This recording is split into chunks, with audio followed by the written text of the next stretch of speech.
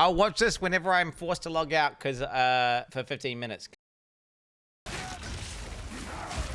you know, can you search by monster level?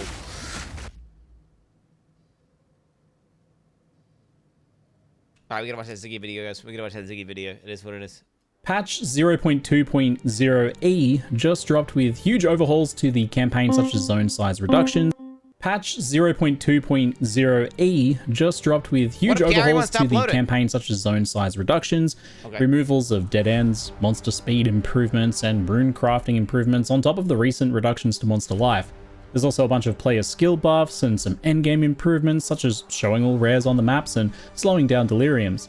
We've also been promised some big changes after the weekend, including an overhaul of the charm system, including giving us more charms on belts, stash tab affinities for loot quality of life, and bookmarking for the endgame atlas. These are absolutely massive sets of changes just days after the release of 0.2.0, and many of them to things that seemed unlikely to change anytime soon. So why the massive turnaround, and how did we get here? It's safe to say a good number of Path of Exile 2 players have not been happy with this recent update to the game's early access beta. With relentless, let's say passionate posting on Reddit and recent Steam reviews dropping to mostly negative. Overall, the initial... That must have turned around by now. There ain't no way. Today, they would have been fixed. Yeah, we're back to mix, baby. We're back to mix. Look at that. We're back. Go ahead and change it. Guys, if you left a negative review, go ahead and change it. Okay, we were 19% posi, 29% posi, 27% posi, 38% posi, 40% posi, 38% posi. Okay, so we're trending upwards, guys. Good trend, as you can see here. We're back to 40% posi. Although we were 85% posi, and yeah, we're 80s. We're in the 80s, 60s there. But now we're back to 40, which is good. All right, 40, which is good. 0.1 early access launch held a mostly positive review score and got lots of praise for the polish of its visuals, music, combat, bosses, and difficulty, with one of the most upvoted Reddit threads of all time praising the game's challenge and reward, which may seem strange now if you've been following along with the drama. The launch was certainly not without its problems, with a huge number of players getting... Because it wasn't challenging, Ziggy. It was a slog. Okay? It just felt bad. Like, it wasn't hard to fight the boss for 12 minutes. It was just annoying to fight the boss for 12 minutes. Okay? AKA a slog. Stuck dodge rolling in place and a lack of loot being felt by everyone.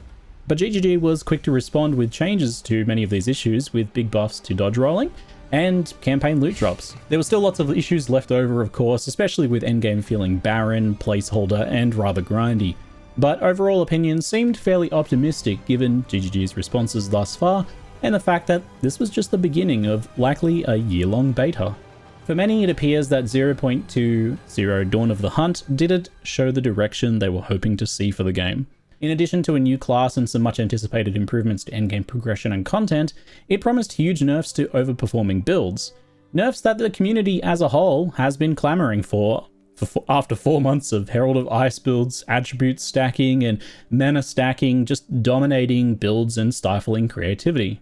Unfortunately, it seems that Dawn of the Hunt missed the mark for most players, with unintended side effects of balance changes making an already hard campaign just much harder.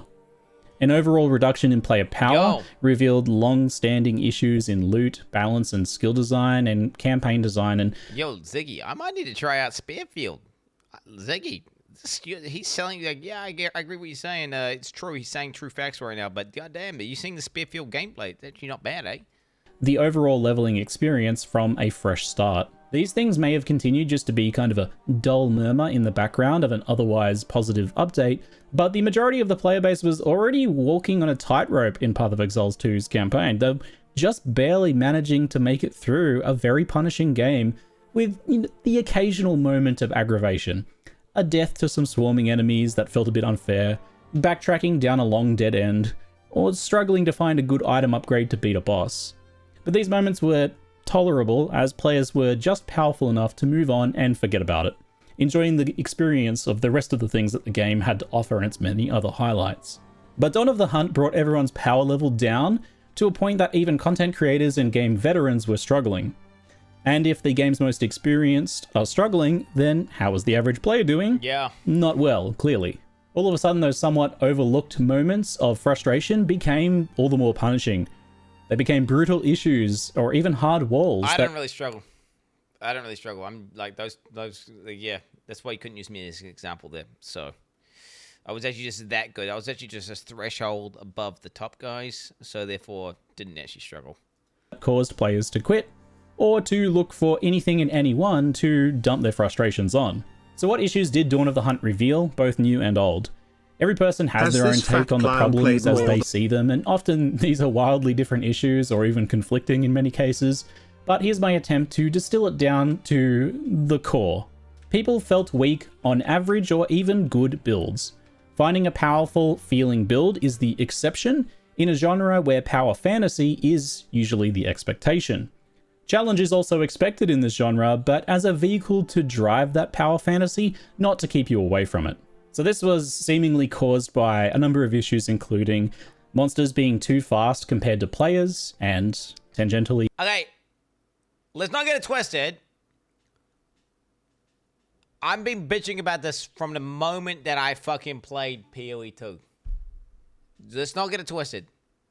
I've been bitching. Okay, that has been a consistent problem. Oh, no, you haven't. Oh, you banned. Do not gaslight me. I was the guy playing the two-handed mace build that sat there and charged up a fucking 5-second cast to hit a mob that could move fucking 3.5 times faster than I could.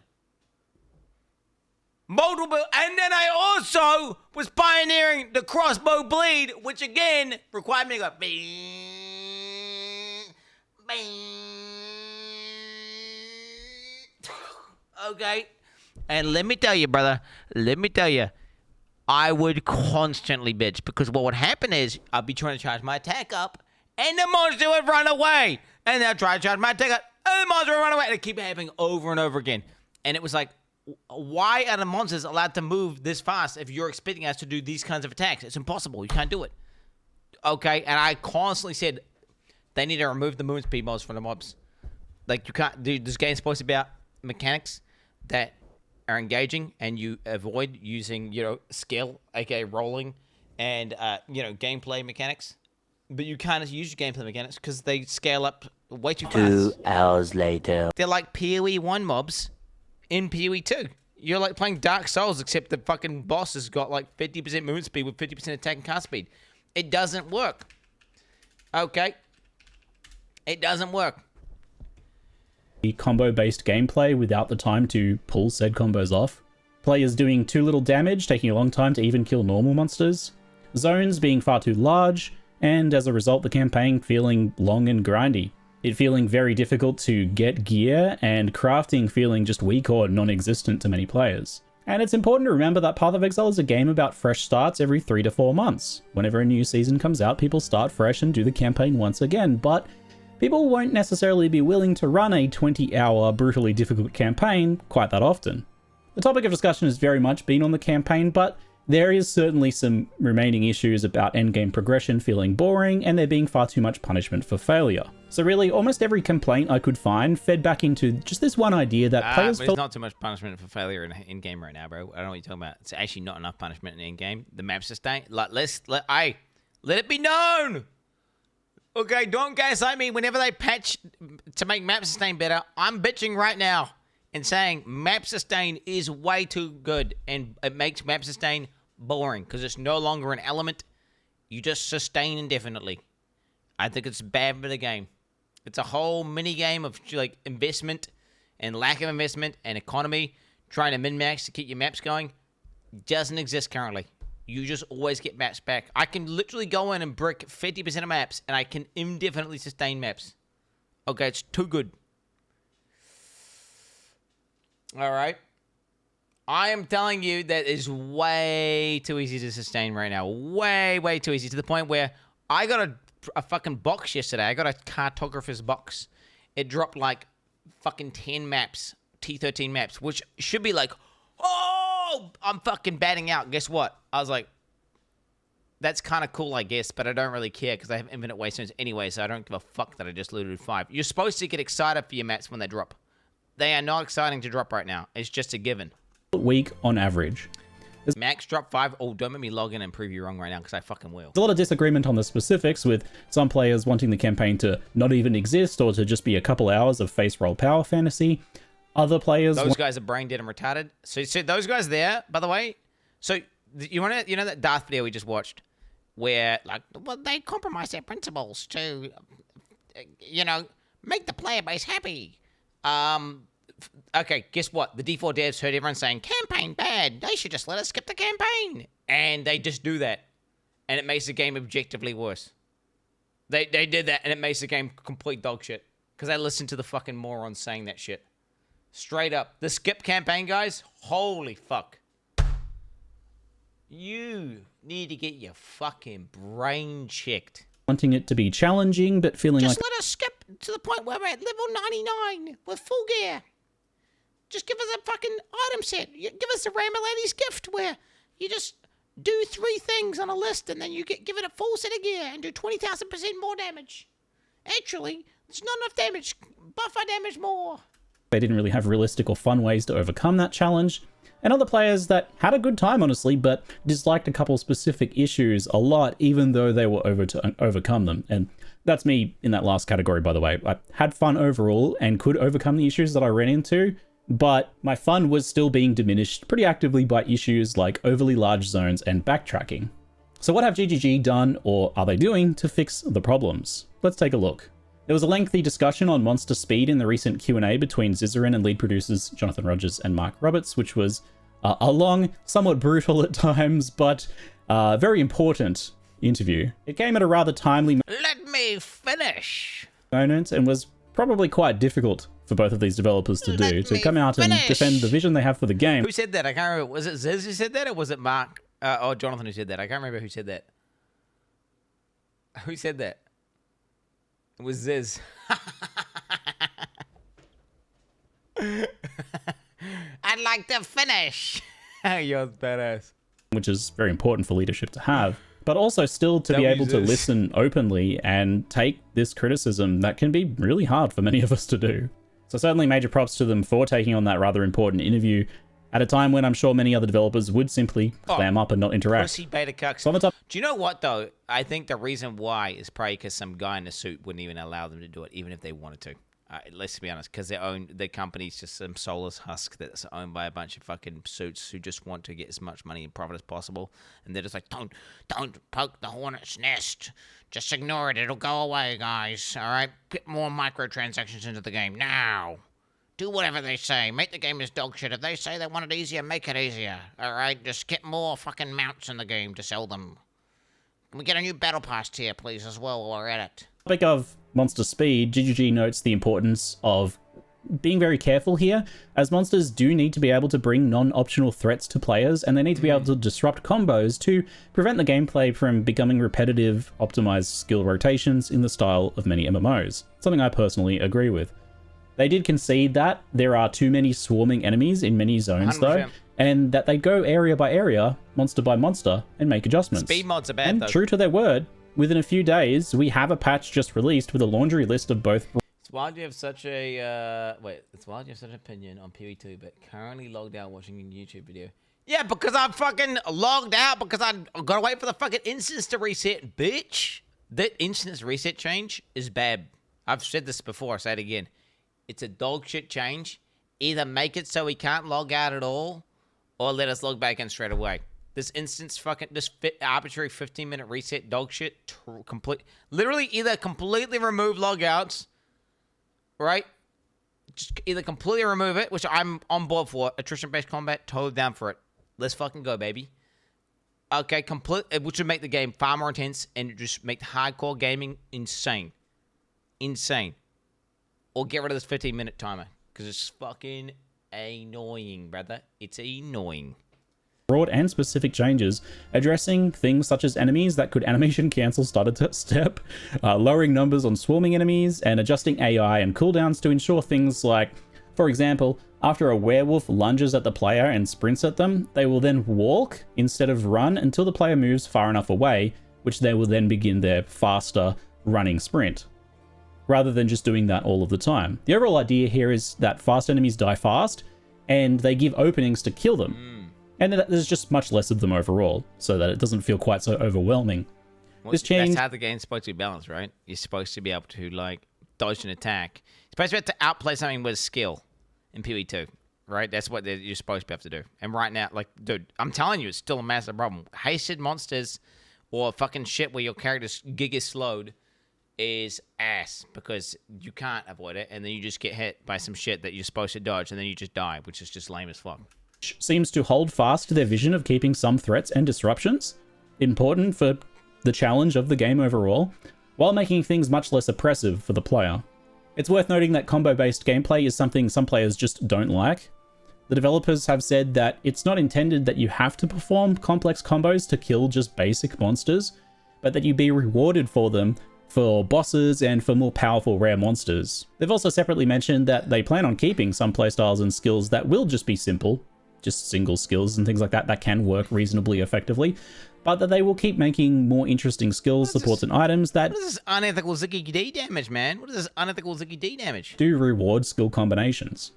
Is that fucking... Dude, this... I swear to God, he's probably using the fucking spear that I'm thinking about using. That looks good. It says all damage poisons, and you just get... It looks solid as. It's probably decked. He's probably got that exact thing on.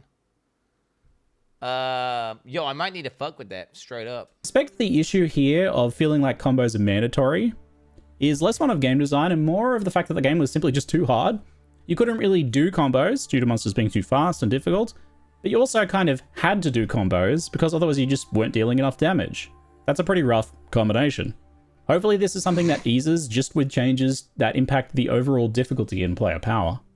Next up, players doing too little damage and taking a long time to kill even normal monsters. There were many things affecting this issue: monster life, nerfs to skills, gearing and crafting issues, and even things like monster speed, meaning that players were kept on the back foot and unable to attack themselves. Earlier, several hotfixes tackled the monster side of things. Monster life was lowered significantly across the board in the campaign, and things like regeneration abilities were removed from rares, finally. There were also clips of players failing to kill white monsters, who were often the minions of rare monsters. These had a huge amount of life bonus, which was reduced from a whopping 400% down to a far more reasonable 94%. What? There's also been a number of targeted buffs to certain skills, though some of them may have been a bit hasty in reaction to the community outcry and the size of it. With some skills like Lightning Spear, for example, found to actually be overperforming. They just kind of didn't give it enough time to settle in. And then the buffs that they received have seemingly led to them having huge representation in the endgame now. Yeah, this is dog shit. Hey, if they've hit it with a Nerf bat, who gives a fuck? Thing is, they're not going to, are they? Let's be real. It makes sense to just save Nerfs. It's one of those things where, okay, would it... Think it. It's going to farm a bunch of outrage from bozos. Fucking complete bozos. It's going to propagate that hate. Which 100% they're going to nerf it. It's now they're just going to, like, I think it's just like, you just wait till 0.3. You just wait till 0.3, don't you? You just wait till 0.3. It's stupid, though, bro. You just wait till 0.3. That's a problem for later, though. But it does mean that inevitable nerfs correcting that overcorrection will hurt more players who have become accustomed to how it is now. The life changes, skill buffs, and changes to monster skill speed. The window of opportunity was there to quickly hotfix it, but you can't. Once they've had it for a few days, it's like taking, the baby's gonna throw the toys out the cot. At this point, they've had it. It's developed the bond with the lightning spear, the little retard baby brains. They've formed the connections now, and you take that toy away from them, right? Or you downgrade their toy a little bit. They're gonna be like, and they've already just got so many people who are just complete sheep, right? We're talking the complete brain-dead sheep who cannot come up with their own single original thought. And they hear, like, one autistic PoE streamer having a cry about their fucking skill, and they're going to be like, no, this affects me. And when in reality, it's like, oh, your damage went from, like, fucking 1.2 billion DPS to, like, a fucking 700,000 million DPS, whatever the fuck. Okay, it's just, no. Stomp Rake! Bro, nothing's wrong with Stomp Rake. Stomp Rake's fine. Rake's fine. What are you talking about? Rake is absolutely fine. It's totally balanced. I have like one of the best weapons in the game, okay, and I'm rake enjoying, and my character is not giga damage. I have to do multiple rare mechanics. I don't one-shot white mobs. Yeah, I don't know what to tell you. I am rented the rake smith. This is my invention, mate. I wanted to play blacksmith and be a blacksmith. Blacksmith slamming the hammer thing sucked dick.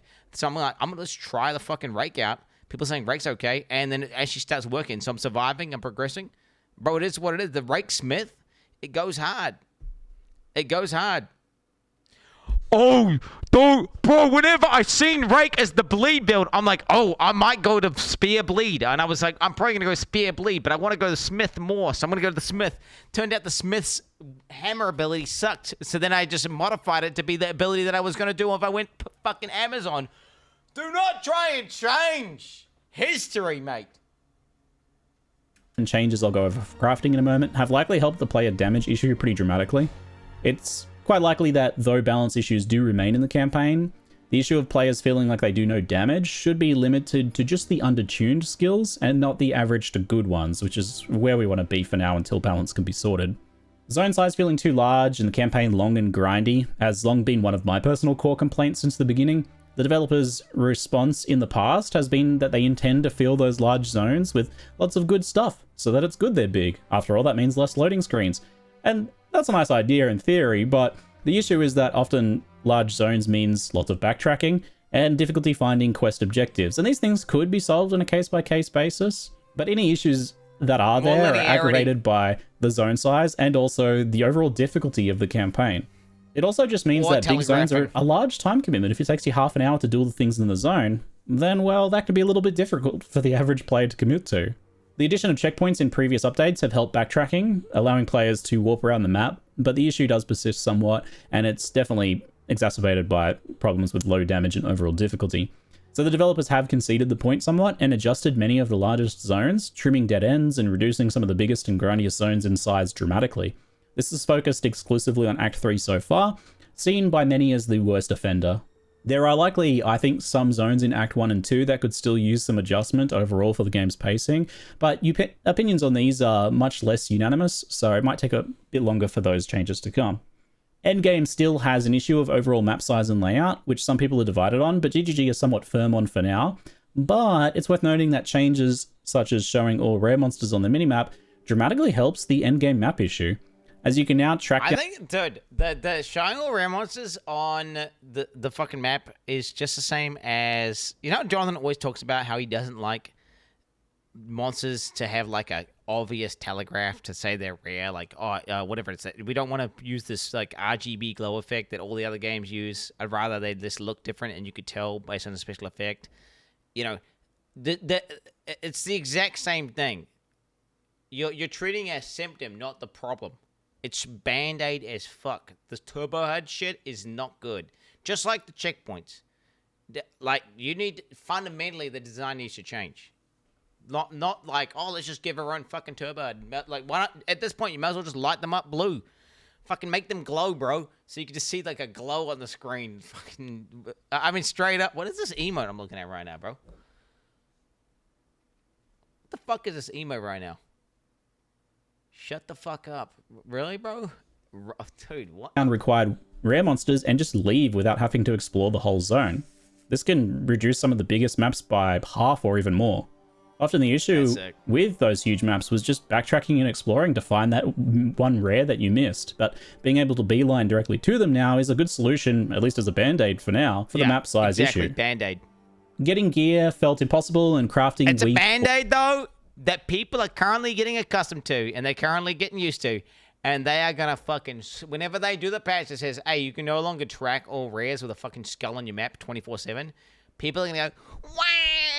And it's one of those things where you've opened a fucking box now. It's open, and you're gonna have to pay the price. It's a short-term solution that's gonna make people happy initially, but I just don't think this was the play. Straight up, bro. Straight up. Just design better fucking maps, okay? Make every single fucking condition kill a boss, except some maps have super easy bosses that aren't really bosses, okay? There's greater bosses and lesser bosses, and then you don't track fucking rares. You simply make maps that have logic so people can learn the layouts and how they work so they don't get lost and don't need to backtrack. Okay? And you're good to go. You don't need fucking checkpoints. You don't need fucking tracking for the fucking rares. None of this shit, none of these shit-ass Band-Aid fixes. People go for the maps. They enjoy them. Okay, and if they... So like PoE1. Well, more PoE1-esque. But no, not exactly like PoE1. But yes, no. PoE1 does a great job at creating like logical layouts that make sense that you don't get lost in. Okay? And they don't have this problem of like, oh, fuck, I missed a rare. I need to run back 500 miles. Oh, let's put a fucking teleport in. Oh, and also give everyone turbo HUD. Like, Jesus Christ, put a fucking checkpoint in and fucking give everyone turbo HUD?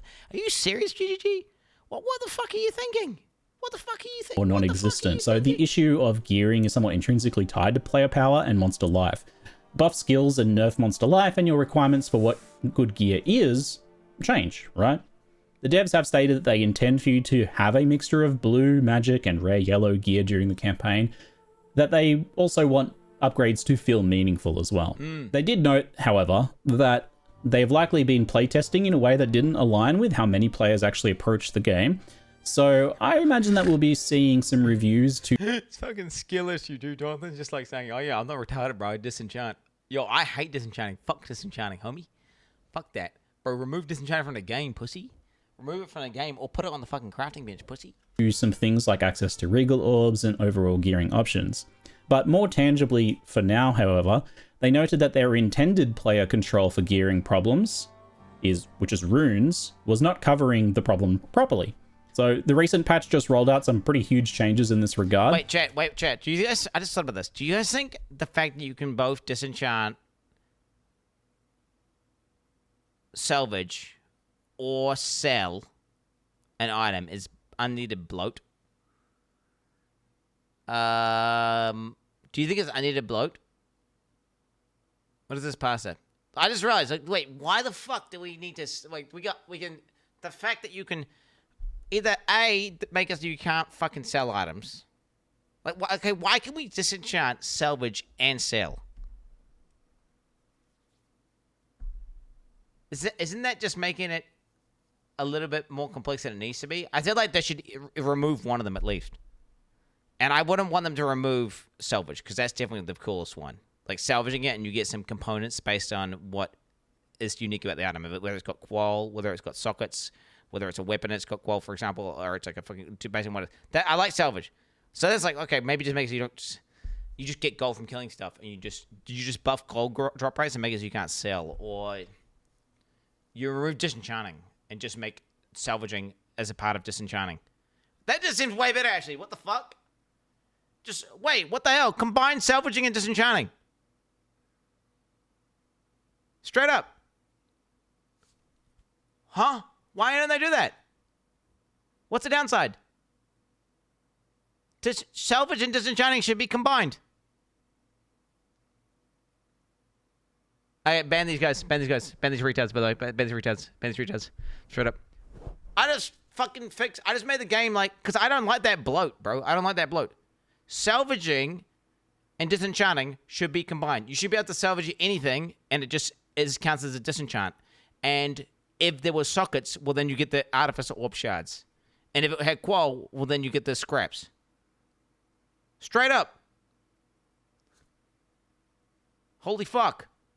Do that now. And on top of that, I would also wonder if you even need to... If they just make it so you can't sell items. As well. Just buff gold drop rates from everything and just make it so you can't sell items. So you just salvage. So there's not even a choice. But then maybe, you know what? Maybe not, though. Maybe not. Right now, the fact that you can disenchant, salvage, or sell is annoying because you got to go between three different things. You get, okay, choice paralysis because you're like, well, Jonathan's going, well, some players, well, I didn't have that problem because I disenchant. Well, guess what? Fucking Jesus. Listen to Quintek. No, straight up. This is the change. Okay, I'm calling it now, Chad. I'm just, like, this is a really good idea that I've just come up with. I've just fucking raw dogged this idea right now. Disenchanting and salvaging combined. All right. Objectively makes the game better, less complex, doesn't remove any depth. I mean, maybe you make just a little bit of depth because it's a slight mastery of knowing whether or not you should disenchant or use a salvage. But, I mean, I don't think it reduces... You still have the ability to disenchant, but at the same time, you also can salvage. And it means you can just, like, fucking salvage everything, right? And if you need gold, you sell it. That's a lot more simple, a lot less bloated, just a better all-around design. Straight up, there it is. Many runes now have powerful modifiers for wands and staves for spellcaster builds. Because, like, why not just, like, oh, okay, you can salvage it, you can disenchant it, you can sell it, and then also you can trade it in, and then also let's also make an option where you can get 5 of them and combine them, and then let's also get another option where you can fucking do a 360. You know what I'm saying, right? Like, what the fuck? Well, why not have 17 different things you can do with loot? Right? Why not? Oh, I just thought about one good thing about disenchanting, by the way. Disenchanting allows you to put things in a window and do some sort of recipe. So if you don't have the ability to do a recipe, well then that's kind of a brick. Well then all you do is you just make the salvage button be able to do recipes as well. And it's fixed. It's still fixed. Which previously just did not exist. Many artificer... There is none, but maybe if they want to put recipes in. Okay. Well, they're avoiding recipes. I mean, it's pretty decent. Fair enough. Orbs, which allow you to add a socket to your gear, have been added to specific locations throughout the campaign. Exploring around now will result in up to 12 additional artificer orbs in addition to regular drops. Exploring around in the campaign now will result in up to 12 additional guaranteed artificer orbs. It's a good change. This should greatly lower the reliance on grinding and salvaging gear for sockets. There's also been some guaranteed runes added to several locations, including a quest when you retrieve the blacksmith tools in Act 1 that allows you to choose a rune that you need. Runes that provide attributes have also been added to help players solve gearing issues while leveling, which is pretty common. Not having enough strength or dexterity or things like that can now be addressed directly with runes. I just realized people are going to think this guy's like fucking... Ziggy's not doing a great job for like... all the people who call him like a Shelly D. Right. He's kind of just playing mad defense right now for GGG. Cutting a succinct video with all the changes and explaining to you why it's like not as bad as you think it is. Which is good, and it's accurate, and it's reasonable, but, like, shit, man, poor guy. These rune changes will be a massive improvement, as in the early acts, actually getting sockets on decent gear drops was very difficult. It's likely further crafting and gearing improvements are warranted for the campaign and the game as a whole, but these changes, along with an overall power increase, should make gearing much less of an issue in the campaign for now.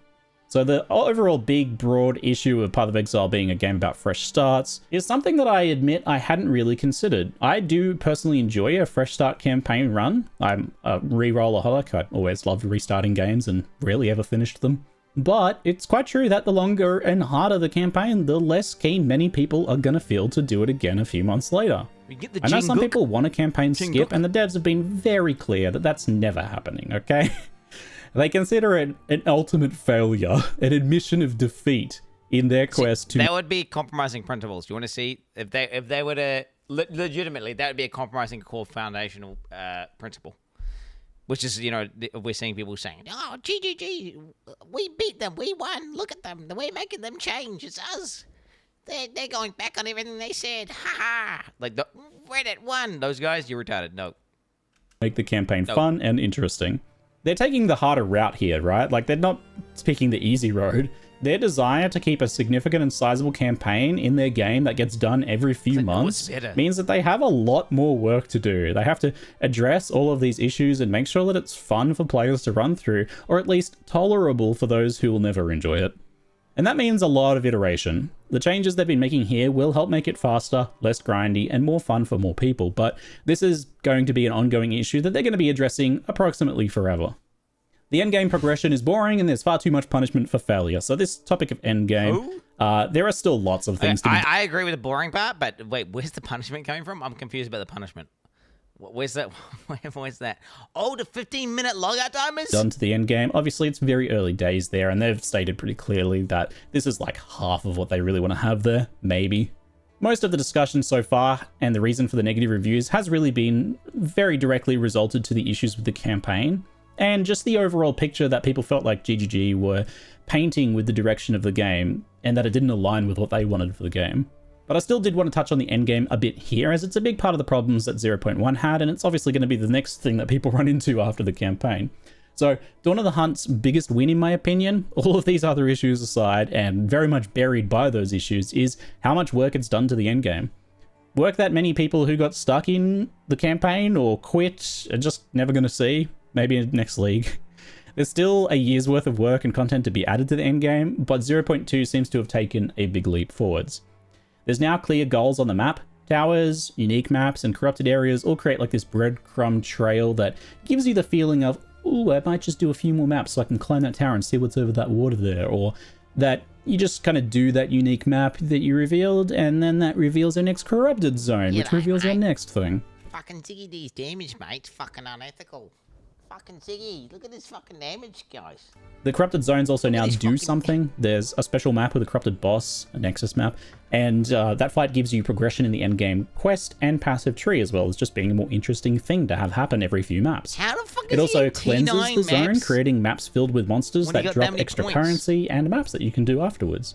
There's also just a bunch of interesting extra random modifiers on the zones that can occur, such as bonus bosses and corrupted spires that make you explode monsters.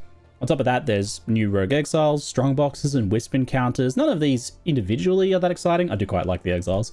But the combination of all of these things results in the average basic map just feeling a fair bit more interesting. It's just got more going on. The recent change to reveal rare monsters also just makes finishing a map much faster. So you can travel around the Atlas like 2 to 3 times faster now, I feel.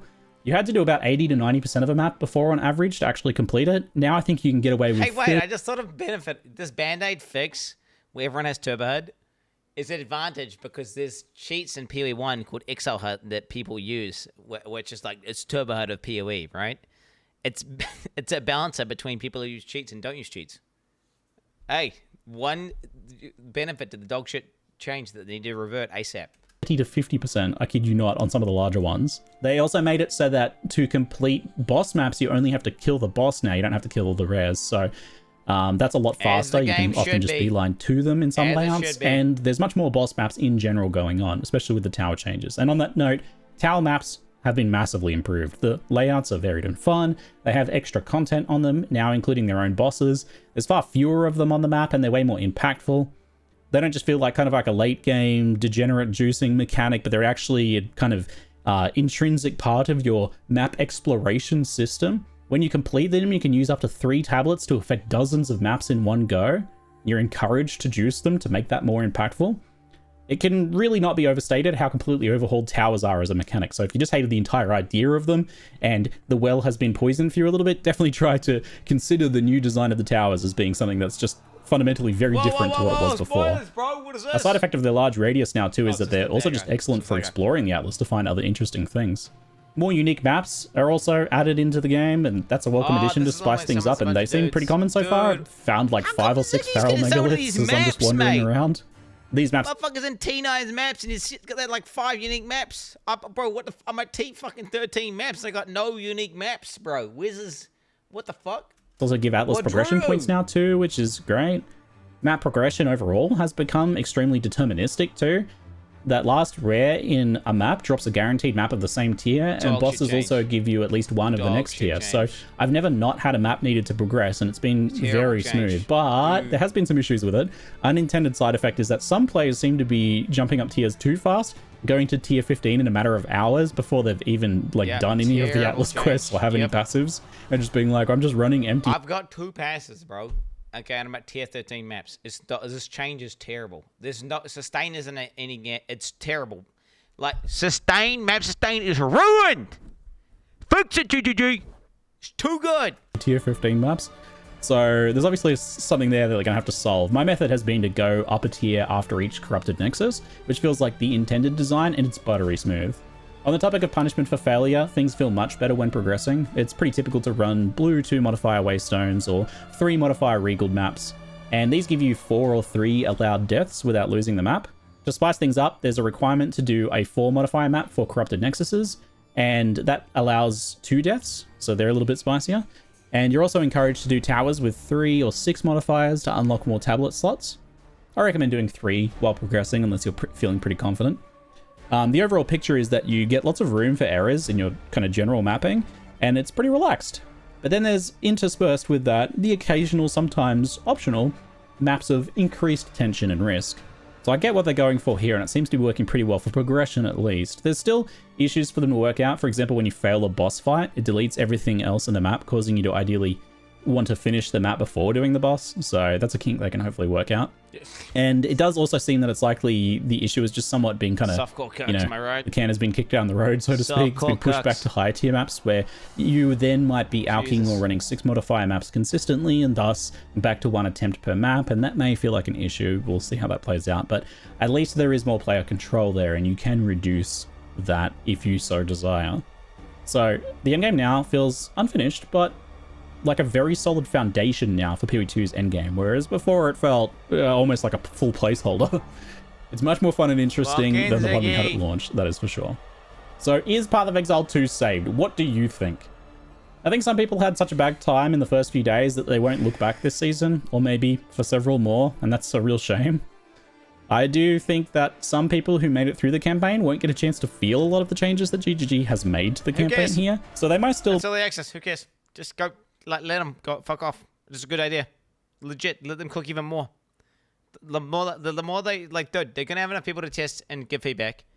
Let the guys who are not having a good time fuck off for a while, for a few months, and then just let these guys continue cooking, do more changes, and when they come back, it's gonna be even more impressive, right? And then they'll be like, hell yeah, Giga W, this game feels way better now. Holy, I'm pogging out. Be kind of left with an overall sour taste. Also a shame. But I think if you were to start now, you probably would wonder what everyone's going on about. So that's a good sign. It's looking good at least for next season when people do another fresh start, provided we continue the positive trend here.